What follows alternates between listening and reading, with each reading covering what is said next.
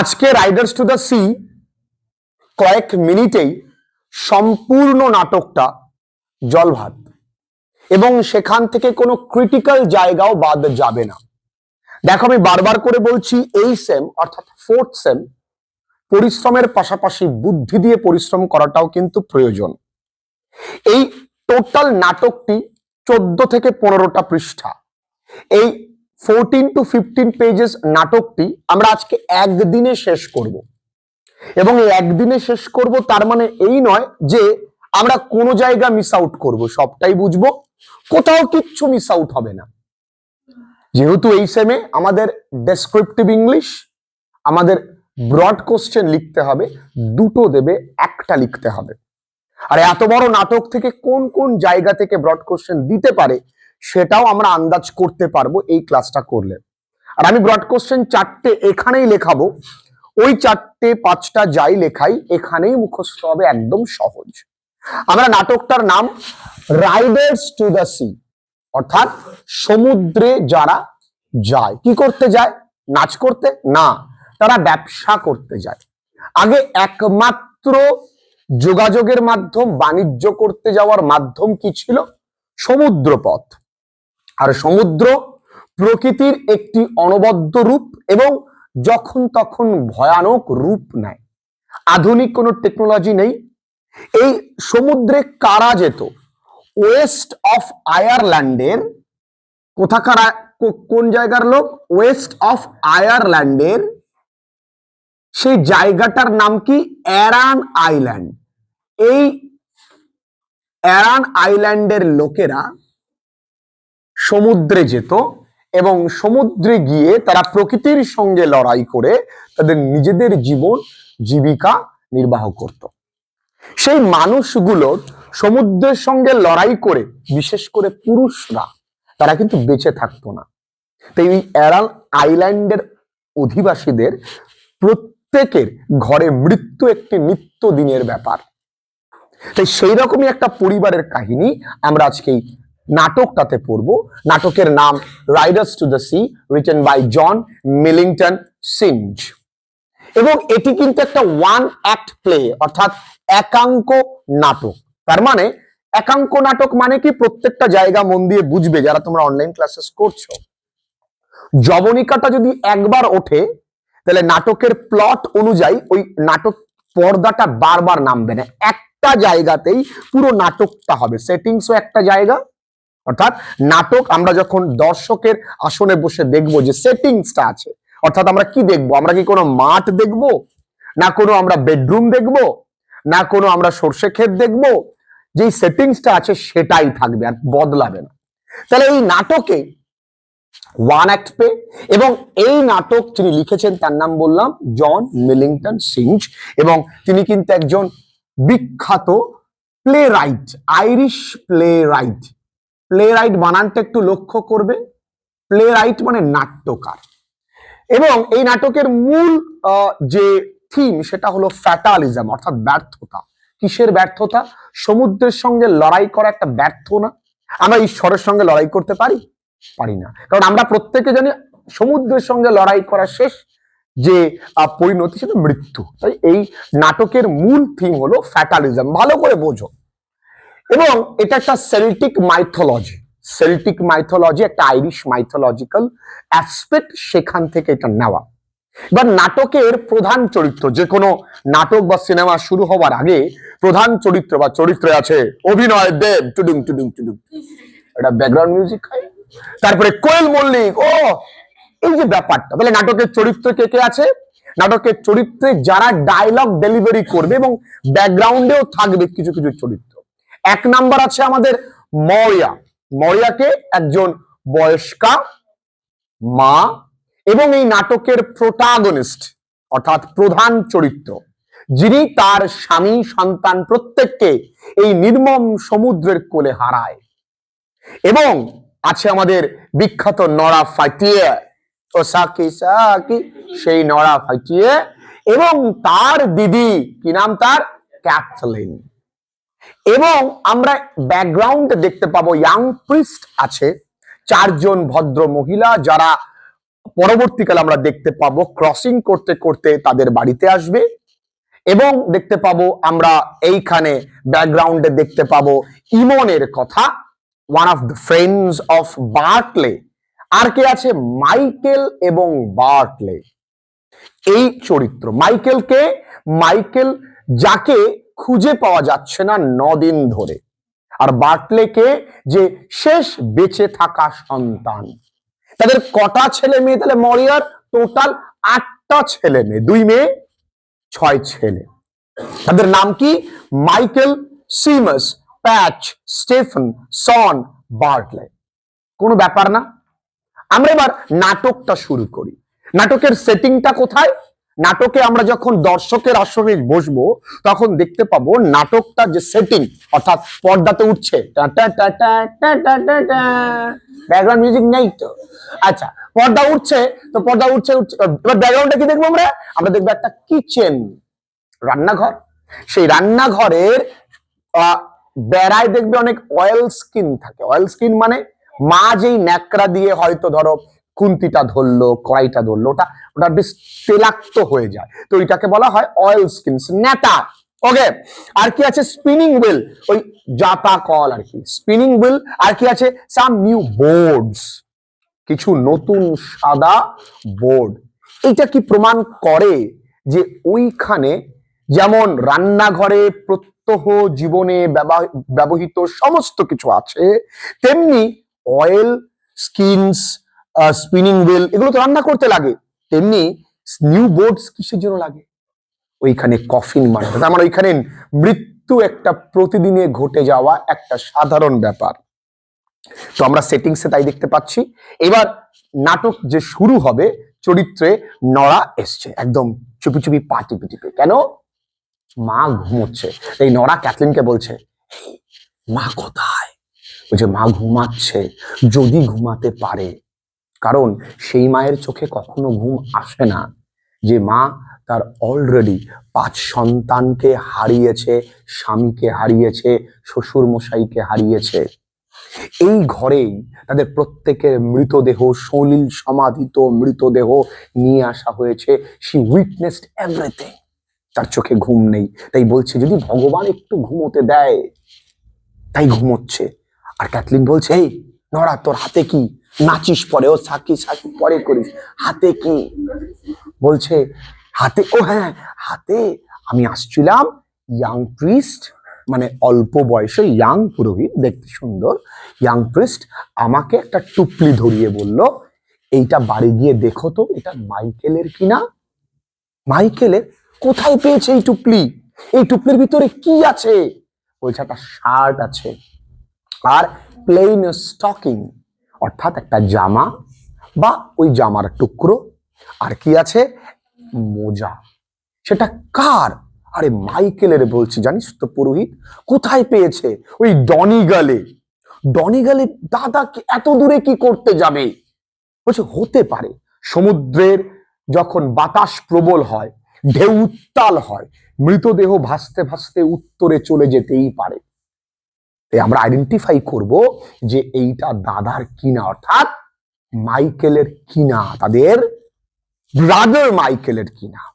দেখি, কিন্তু এখন তো দেখা যাবে না, যদি মা উঠে যায় মাকে কি করে সামলাবো? একটা কাজ কর, এই নড়া ইয়ে কর, আবার নাচছে, পরে নাচিস। এই নড়া তুই একটা মই নিয়ে আয়। নড়া আবার সাকি সাকি করতে, মই নিয়ে আয়। মইটা একটা গ্যাবল, ভালো করে বোঝো। মইটা গ্যাবলের, গ্যাবল মানে টেবল, গ্যাবলের উপরে রেখে, মইটা গ্যাবলের উপর রেখে, কারণ তার ফ্লপটা অনেকটাই উঁচুতে, এই গ্যাবলের উপরে রেখে সে কি করলো?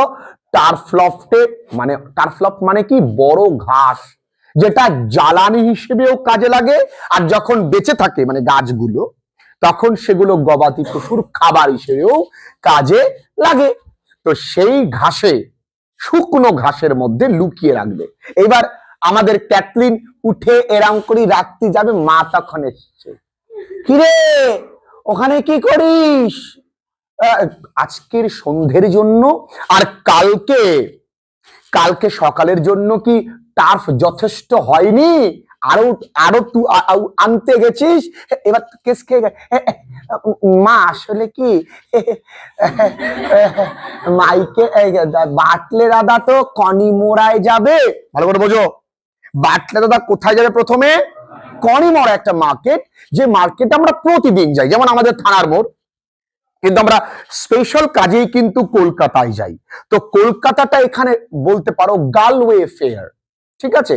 আর এখানে কনিমোড়া প্রত্যহ। দাদা ওই কনিমোড়ায় যাবে, তো তাই দাদা যাওয়ার আগে একটু কেক খেয়ে যাবে, তাই কটা তাড়াতাড়ি করে রাঁধবো, তো তাই। তো দাদা কোথায় যাবে? কনিমোড়ায়। কেন, ওকে এখন সমুদ্র যেতে বারণ করতে পারিসনি? ইয়াং প্রিস্টকে তো বলতে পারতিস তাকে বাধা দিতে। তার আমার কথা তো শোনে না, আমি তো বুড়ি হয়ে গেছি।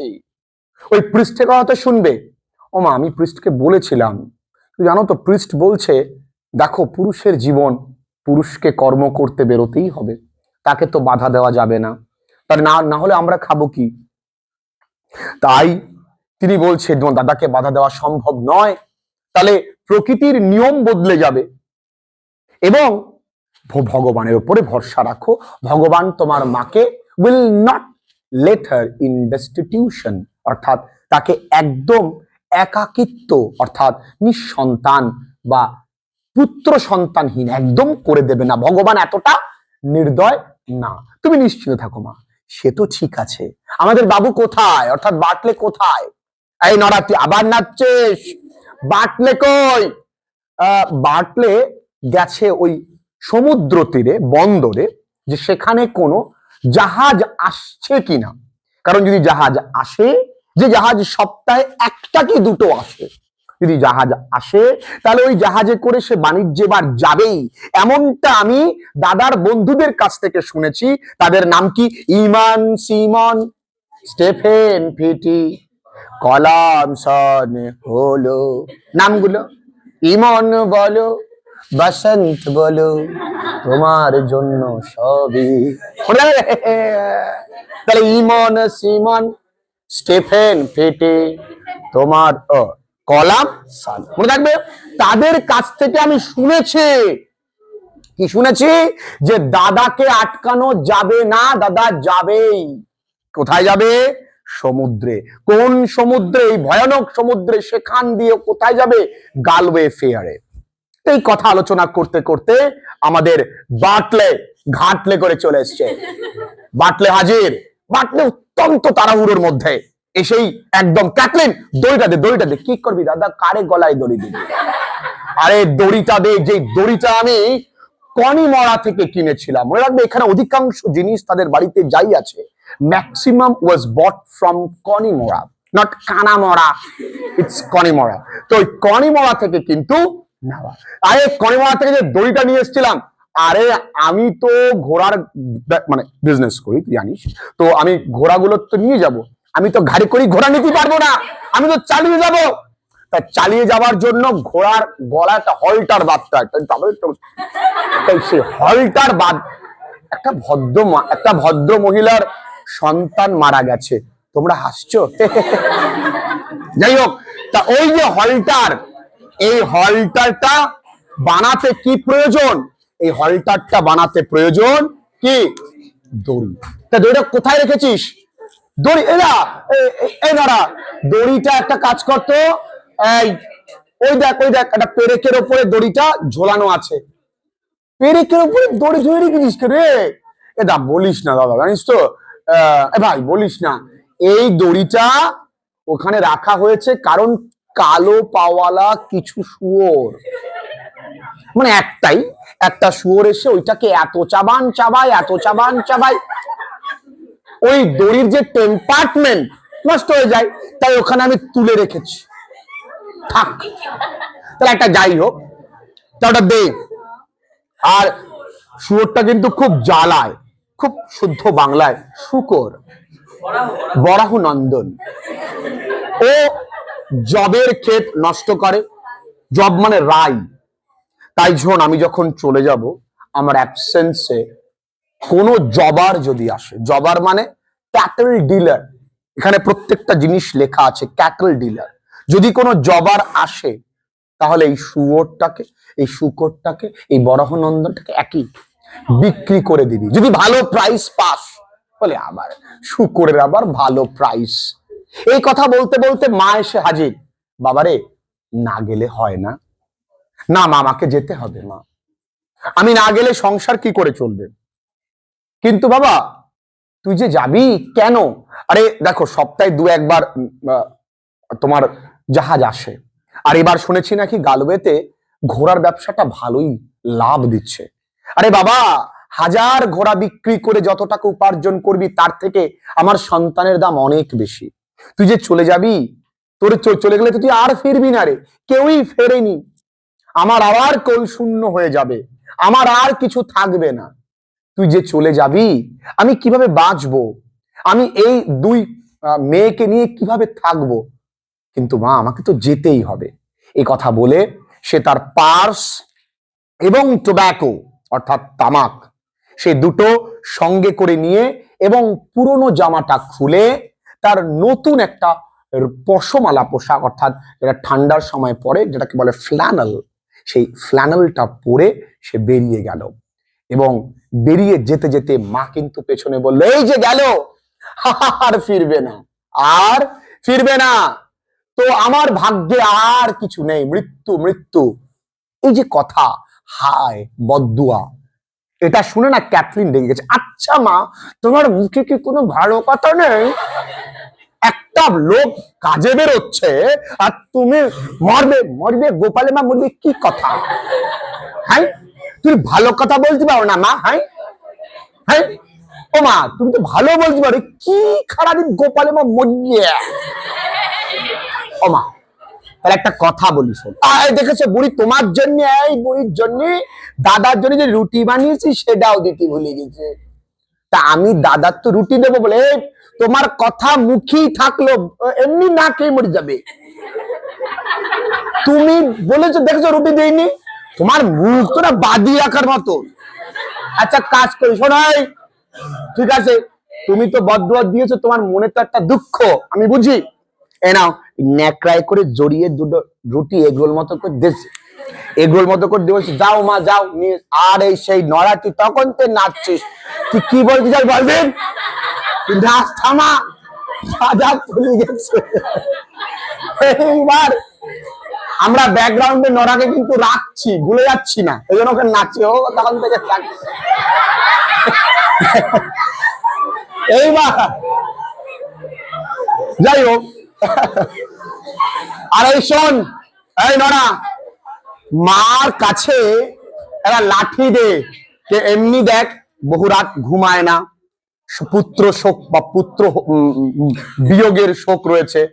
এই বয়স্ক মানুষটা রাস্তা দিয়ে যাবে, পাথর টাথর পার করবে, মাকে লাঠিটা দে। মনে রাখবে, এই লাঠিটাও কিন্তু কানামরা থেকে কেনা, সরি খনিমরা, কায়দা করে খনিমরা থেকে কেনা। ঠিক আছে, মাকে লাঠিটা দিল। লাঠি দিতে দিতে এই বুড়ি যাচ্ছে এরকম করতে করতে। এইবার হতচ্ছাড়া গুলো একটা বয়স্ক মানুষ যে তার সন্তানকে হারাচ্ছে, আর তোমরা হাসছো। ও, এইবার এই ভদ্র মহিলা যখন চলে গেল, ওই যে অ্যাবসেন্স তৈরি হয়েছে না একটা, অ্যাবসেন্স মানে এখন মা নেই, তাহলে আমরা কি করতে পারবো? আমরা ওই টার্ফ লফট থেকে ওই যে পুটুলিটা সেটা নামিয়ে আইডেন্টিফাই করতে পারবো whether it belongs to Michael or not, এটা মাইকেলের কিনা। আর তোমরা মনে রাখো, আমাদের এই যে মা মরিয়া, তিনি কিন্তু লাঠি হাতে নিয়ে স্প্রিং ওয়েলের কাছে যাবে। স্প্রিং ওয়েল একটা ল্যান্ডমার্ক বলতে পারো, যেইখানে এসে জাহাজটা থামে এবং সেখান থেকেই বাটলে হয়তো জাহাজে উঠে বাণিজ্যের জন্য বেরিয়ে যাবে গালওয়ে ফেয়ারে। ক্লিয়ার? তা মা বেরিয়ে গেছে, ওই অ্যাবসেন্সে ওটা নামানো হলো। আবার সেই গ্যাবলে করে বা ল্যাডারে, গ্যাবলের উপরে ল্যাডারটা রেখে বা মইটা রেখে, গ্যাবল মানে বলেছি টেবিল, ওটা নামানো। এবং ওইটা দীর্ঘদিন ওপরে যে বাঁধনটা দেওয়া না, দড়িটা দিয়ে স্ট্রিং, সেই বাঁধনটা দীর্ঘদিন নোনা জলের ভেতরে ডুবে ছিল। তাই নোনা জলের ভেতরে থাকলে রংটা কি হয়ে যায়? তুমি যদি সমুদ্রের মধ্যে ডুবে থাকো, নোনা জল তো, দেবী সমুদ্র থেকে কেউ স্নান করে আসলে কালো হয়ে যায়। তাহলে আমি কোন সমুদ্রে ডুবেছিলাম ভগবান জানে। যাই হোক, তা ওই কালো হয়ে গেছে, আর কি হয়ে গেছে, শক্ত হয়ে গেছে। কালো হয়ে গেছে আর কি হয়ে গেছে, শক্ত। বলছে দাদা এই বাঁধন লুজ করা যাবে না 7 দিনেও। তাহলে একটা কাজ কর, নড়া যা একটা ছোড়া নিয়ে আয়। এই নড়া ব্রিং আ ছোড়া, ছুরি ছুরি নিয়ে এসছে নড়া, আবার নড়া ছুরি নিয়ে গান করতে করতে কাটে। কাটার পরে খোলা হলো। আচ্ছা এই ছুরিটা যিনি যার কাছ থেকে কিনেছেন সেই ভদ্রলোক, একটা মাঝবয়সী ভদ্রলোককে, যারা তার বাড়িতে এসেছিল এই ছুরিটা বিক্রির জন্য, তাকে একবার জিজ্ঞাসা করেছিল, আচ্ছা দাদা আপনি কোথা থেকে এসেছেন? ওই ডনিগালের পাশ থেকে। ও ডনিগালে যেতে কতদিন লাগে বলুন তো? বলছিল এখান থেকে পায়ে হেঁটে গেলে 7 দিন লাগবে। কদিন লাগবে? তাহলে এই ডনিগাল কিন্তু বেশ দূরের, উত্তরে, তাদের জায়গা থেকে উত্তরে অনেকটাই দূরে, যেখানে তাদের দাদার যাওয়াটা পসিবল নয়। কিন্তু সমুদ্র সবকিছু পারে, সমুদ্রে ভাসিয়ে নিয়ে প্রাণ একুল থেকে ওকুল কিন্তু নিয়ে যেতে পারে। যাই হোক, যখন ওই বান্ডলটা খুললো, ওই বান্ডলের ভেতরে প্রথম যেটা নজর আসলো একটা জামা। সেই জামাটা একটা জামার শীট হয়, তোমরা জানো। এই জামার দেখবে জামার শীটে অনেক সময় রোলিং করা থাকে না, এই রোল থেকে তারা 3টে জামা কাটিয়েছিল। কটা জামা? 3টে। একটা জামা আমাদের বাটলে পড়ে গেছে বললাম ফ্ল্যানেল থেকে, আরেকটা জামা আমাদের মাইকেল পড়ে গেছে, আরেকটা জামা ঝুলছে। তার মানে এই কম্পেয়ার করে বোঝা গেল এই জামাটা সেম পিসের জামা।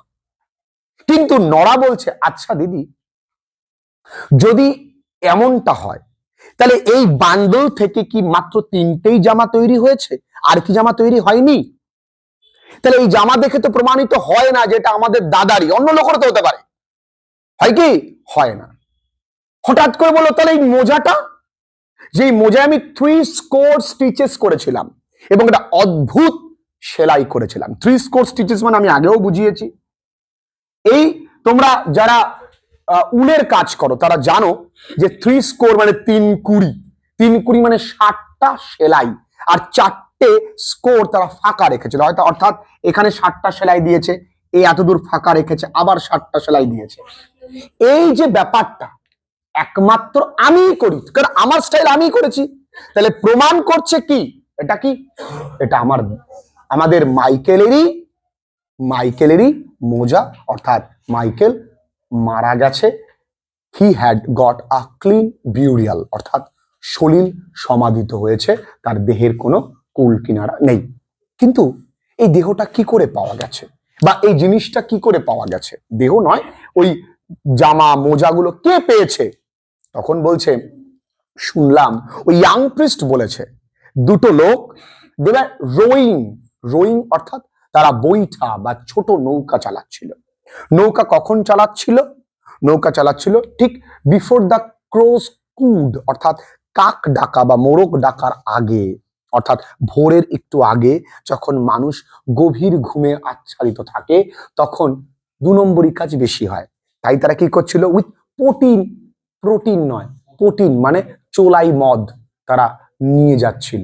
তাদের একজনের দ্বারে ওই জামাটা বাঁধে এবং ওই দেহ থেকে মোজা, এবং যেহেতু এতটাই স্টিংকিং পচে গিয়েছিল যে নিয়ে আসার মতন নেই, তাই ওই মোজাটা আর ওই জামার টুকরোটুকু ওরা পেয়েছে এবং তারা পুরোহিতকে দেয়, পুরোহিত তাকে দেয়।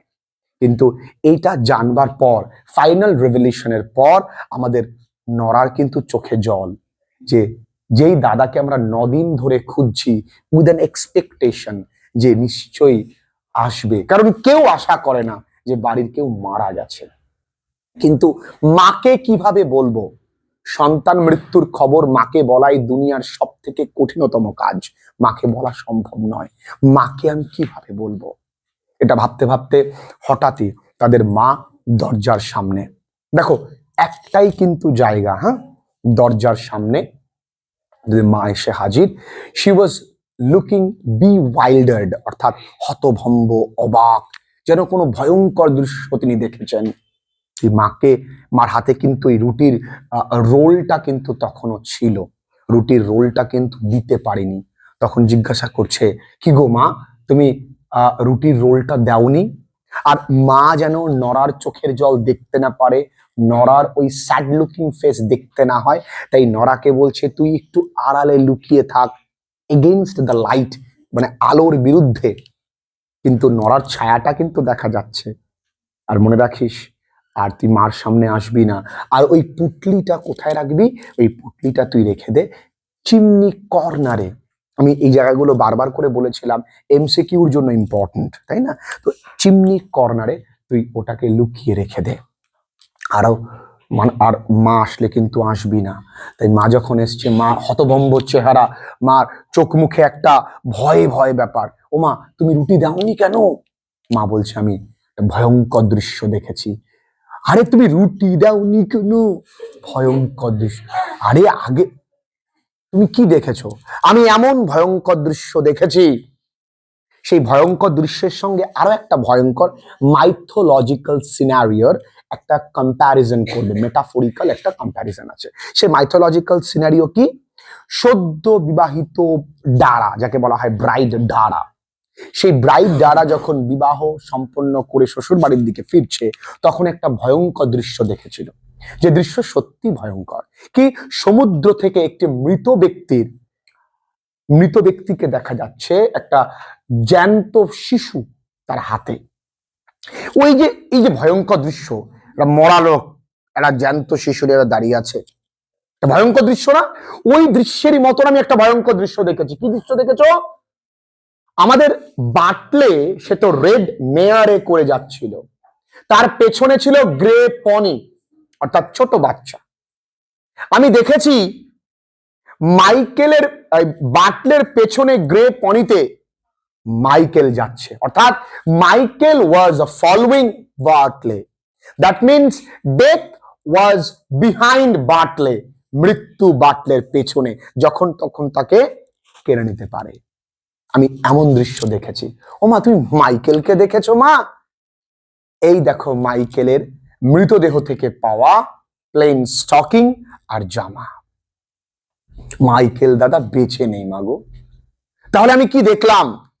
তাহলে আমার বাটলেও মারা গেছে। বল না, ওই সমুদ্র, তোমার তো আমার কাছ থেকে আর কিছু নেবার নেই। তুমি নিয়ে গেছো আমার স্বামীকে, তুমি নিয়ে গেছো আমার শ্বশুর মশাইকে, আমার বাকি আমার 4টে সন্তান, আজকে জানলাম আমার 5জন, 5তম সন্তানও শেষ। আমার আমার সিমাস এবং ফাদার, তারা সমুদ্রের প্রবল ঢেউতে ডুবে যায়, মারা যায়। আমার প্যাচ নৌকা উল্টে মারা গেছে কিছুদিন আগে। তখন আমার বাটলে কোলে, বাটলেকে আমি দরজার সামনে বসে দোল খাওয়াচ্ছিলাম পায়ের উপরে। সেই সময় প্যাচের দেহটা জল ঝরছে ওর দেহ থেকে, কারণ সমুদ্র থেকে তুলে আনা সেই দেহটাকে নিয়ে এসেছিল। তখন আমার বাটলে কোলে, কত আদুরে চেহারা। সেই ছোট্ট বাটলেকে আজকে আবার সেই এক পথ দিয়ে মৃতদেহটা তার নিয়ে আসবে। এটা কিন্তু কোনো মা দেখতে পারবে না। তাই প্রচন্ড দুঃখে মা বলছে, আর কি নেবে তুমি? যাক, ভালোই করেছো, আর দুঃখ নেই, আর কষ্ট নেই। কত সন্তান নেবে? আমি প্রায় কতজনকে হারিয়েছি? 7-8 জনকে হারিয়েছি। প্রত্যেকবার প্রত্যেকের জন্য স্বামীর আগে, অর্থাৎ শ্রাদ্ধ শান্তির কাজের আগে হলি ওয়াটারের জন্য প্রত্যেকের বাড়িতে যেতাম। আর যাব না। আহার আমার হারানোর কিছু নেই। আমরা কি খেয়ে থাকবো তুমি ভাবলে না? আমরা হয়তো নাই খেয়ে থাকবো, বা আমরা হয়তো পচা মাছ খাবো, দুর্গন্ধ স্টিঙ্কিং ফিশেস। দেখবে maybe a fish that would be stinking, ওটা খেয়ে থাকবো। এমন বলতে বলতে আমাদের মাইকেলের দেহ, আমাদের বাটলের দেহ কিন্তু আনা হয়েছে দরজার কাছে, এবং 4 জন মহিলা, তারা নিজেদেরকে ক্রসিং করতে করতে অ্যান্ড প্রেইং করতে করতে ভেতরে প্রবেশ করলো, যাতে বাটলের মাকে সান্ত্বনা দেওয়া যায়। এটা এমন একটা সান্ত্বনা, যেই সান্ত্বনার সময় আমরা পৃথিবীর সব থেকে চরমতম সত্য কথা কিছু শুনি। যদি কেউ মারা যায়, তখন বলে চিরদিনই কেউ বেঁচে থাকে না, নিজেকে শক্ত কর। এই যে কথাগুলো, সেই কথাগুলো তখন পৃথিবীর সব থেকে চরমতম সত্য, কিন্তু আনবিয়ারেবল, সহ্য করা যায় না। তো যাই হোক, মা কিন্তু মাকে সান্ত্বনা দিচ্ছে, এবং আমাদের কলমকে, ইমনকে বলা হয়েছে, ইমন, ওই তক্তাগুলো আছে, সাদা যে তক্তাগুলো, যেগুলো দিয়ে কফিন বানানো হবে, সেগুলো দিয়ে কফিনটা বানা। অনেকেই তো আছে তাদের সন্তানের দেহ পায়নি, আমি ভাগ্যবান, আমি আমার সন্তানকে কবর দিতে দেখব। এবং ওই বাটলের চারপাশে মাইকেলের যে প্লেন স্টকিং এবং যে শার্টস গুলো আছে সেগুলো রেখে হলি ওয়াটার স্প্রিঙ্কল অর্থাৎ ছড়িয়ে দিয়ে বা এরকম করে ছিটা ফোঁটা দিয়ে তাদেরকে সমাহিত করলো। পৃথিবীতে সব থেকে করুণতম দৃশ্য এটাই, সন্তানের শেষকৃত্য মায়ের চোখের সামনে। সে মা জীবিত থাকতেও মৃত, এবং তিনি শেষে নিজেকে সান্ত্বনা দেবার জন্য, এই জগতের কঠিন নিয়মে নিজেকে বেঁধে রাখার জন্য তিনি শেষে এই কথাটাই বললেন যে কোনো পুরুষই বেঁচে থাকে না, আমাদেরকে স্যাটিসফাইড থাকতে হবে। দেখবে যখন কোনো বাড়িতে বৃদ্ধ মানুষ মারা যায়, তখন ছেলেরা, নিজের ছেলেরা যারা ওই মায়ের চোখের মণি ছিল, সেই ছেলেরা কয়েকদিন পরে এ কথাটাই বলে যে আমার মা কষ্ট পেয়ে মরেনি, ভালোই হয়েছে হাতে রতে মারা গেছে। এটাই জগতের সত্যতা। আমরা মৃত্যুতে ভেঙে পড়ি, কিন্তু আমরা মৃত্যুতে মৃত্যুবরণ করি না বা আমরা করতে পারি না। মৃত্যু এমন একটা সত্য জিনিস যা আমাদের প্রতিনিয়ত আমাদের সামনে এসে দাঁড়ায় আর বলে তোর কিসের এত অহংকার, কে তুই, তুই আমার কাছে অত্যন্ত ক্ষুদ্র, তোকে যদি চাই তোর সমস্ত দর্প গর্ব অহংকার নিমেষে ধূলিসাৎ করে দিতে পারি। তাই দেখবে কোনো প্রিয়জন যদি ছেড়ে চলে যায়, সে দুঃখ হয়, কিন্তু সে আবার নিজেকে মায়ার শক্তি বলে সে আবার সামলে নেয়। এখানেও তাই। এই হলো টোটাল নাটক। আশা করছি যেমন হাসি দিয়ে শুরু করেছিলাম, একটা গভীর ফিলোসফিক্যাল থট দিয়ে শেষ করতে পেরেছি।